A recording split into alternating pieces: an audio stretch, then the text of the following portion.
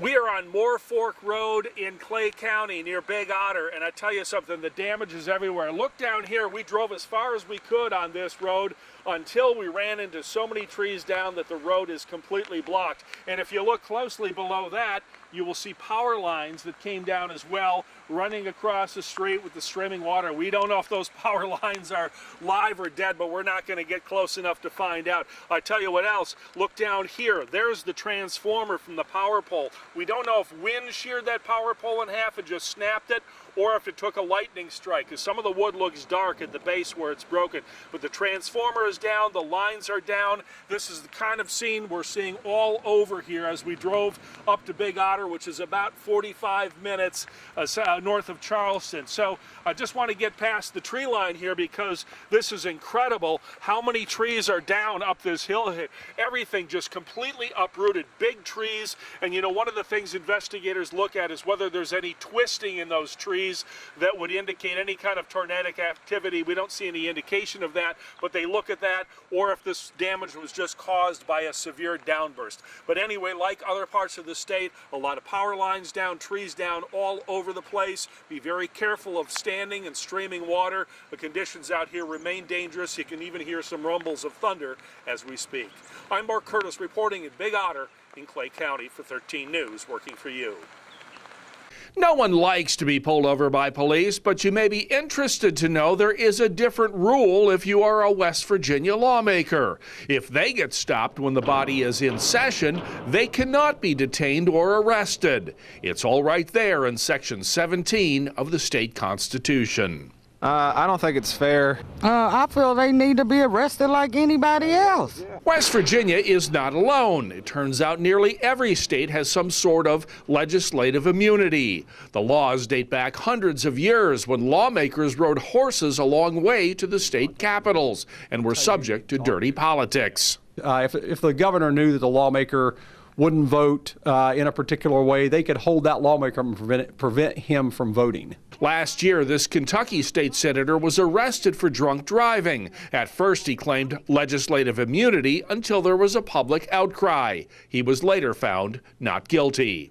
Minnesota gave lawmakers immunity IDs to carry in their wallets, a sort of get-out-of-jail-free card. But public anger ended that policy.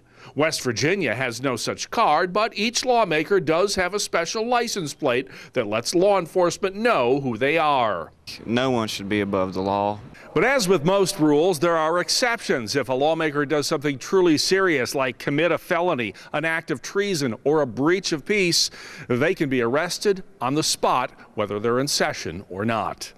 But for misdemeanors or most traffic violations, lawmakers in the Mountain State can go free on immunity. That's not fair. One legislator says the policy is wrong. We shouldn't give special privilege to certain groups or other groups. I mean, why should we as legislators be any different? Delegate Faircloth says the state police should release a public record anytime a delegate or senator claims immunity. You know, if you're going to do this, you need transparency. One bright spot in all of this, no West Virginia lawmakers have been in serious legal trouble in recent memory.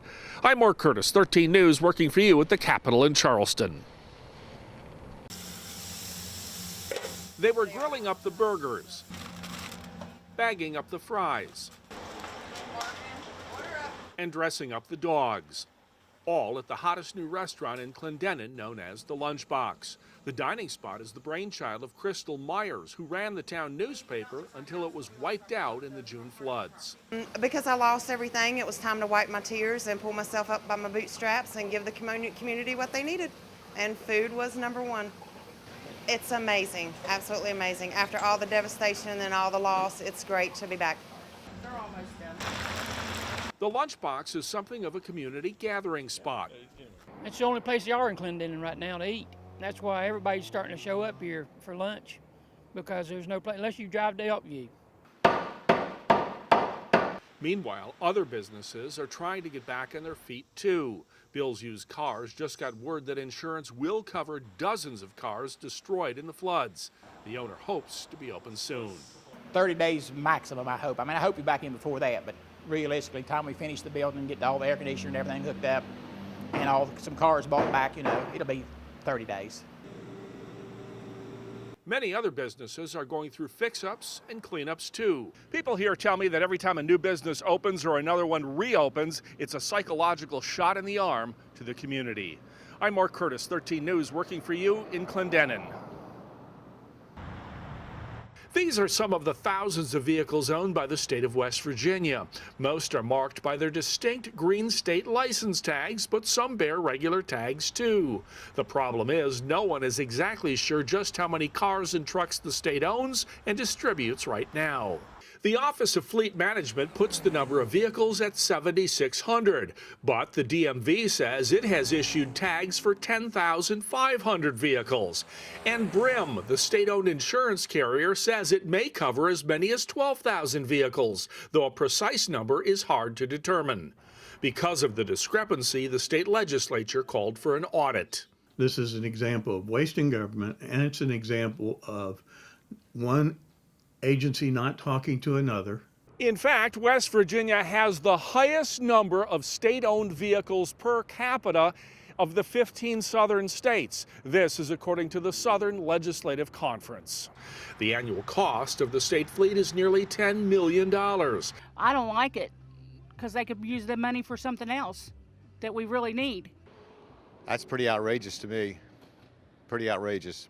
No one quarrels with the need for police, corrections, parks, and other vehicles to conduct state business. But there are many unmarked cars for state employees to drive around on a daily basis. Agencies are cooperating with the legislative audit of the fleet. It always makes sense to look at that from time to time. And that is what we're doing. As far as I know, it's not an inappropriate number, given the mission of the agencies that have these vehicles.